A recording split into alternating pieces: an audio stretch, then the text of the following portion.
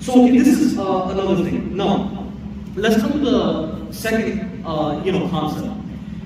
Allah subhanahu wa ta'ala says, وَعَلَى الَّذِينَ يُطِيقُونَهُ, and for those people who have the strength, like to observe the fast, فِدْيَةٌ طَعَامُ مِسْكِينٍ, they have the right to feed a poor person or give ransom to a poor person. فَمَنْ تَطَوَّعَ, but whoever actually wants to voluntarily do more good, فَمَنْ تَطَوَّعَ خَيْرًا فَهُوَ خَيْرٌ لَهُ, that would be better for him. وَأَنْ تَصُومُوا خَيْرٌ لَكُمْ, and if you observe the fast, that would be much better for you, because I said that, the Prophet of Allah told us that the ajr of fasting of Ramadan cannot be equal even if you were to observe fasting all throughout the year. So Allah is saying, وَأَنْ تَصُومُوا, if you can observe the fast, push yourself to observe the fast, that would be better for you, in kuntum ta'lamun, only if you can, understand this.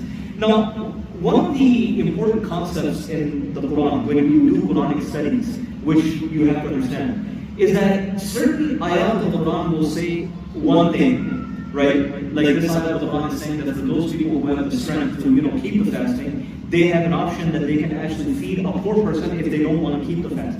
But the ayat that comes right after it, which we're going to go into after this, Allah subhanahu wa ta'ala is saying, فَمَنْ شَهِدَ مِنْكُمُ الشَّهْرَ فَلْيَصُمْ, that whoever amongst you, whoever it is, finds the month of Ramadan, you live enough life that you make it to the month of Ramadan, it is obligated, it's mandatory upon you to observe the fast of Ramadan. Now the question comes, in this ayat of the Quran, the one that comes before, Allah is saying, even if you have the strength to fast, you have the option that if you don't want to fast, you can just feed a poor person. But in the other ayat that comes right after it, Allah is saying, regardless of what the situation is, if you find the month of Ramadan, you have to observe the fasting of Ramadan. So how do you explain that? The explanation is that there are certain ayats in the Quran where Allah subhanahu wa ta'ala, He reveals a certain hukum, a certain order.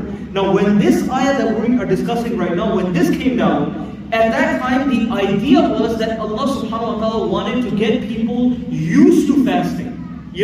As we know, the Quran was revealed over a period of 23 years, right?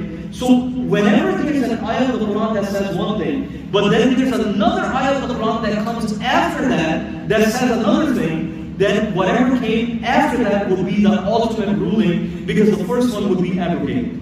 The first hukum would be abrogated, and then the second hukum is the one that would be followed. Because again, the Quran was revealed over a 23-year time period. So maybe Allah subhanahu wa ta'ala at one time said one thing to get the community to get used to the practice of fasting, but then later once people became more used to that concept, now Allah subhanahu wa ta'ala is saying that there is no exception, that if you have the strength to observe the fast of Ramadan, you have to observe.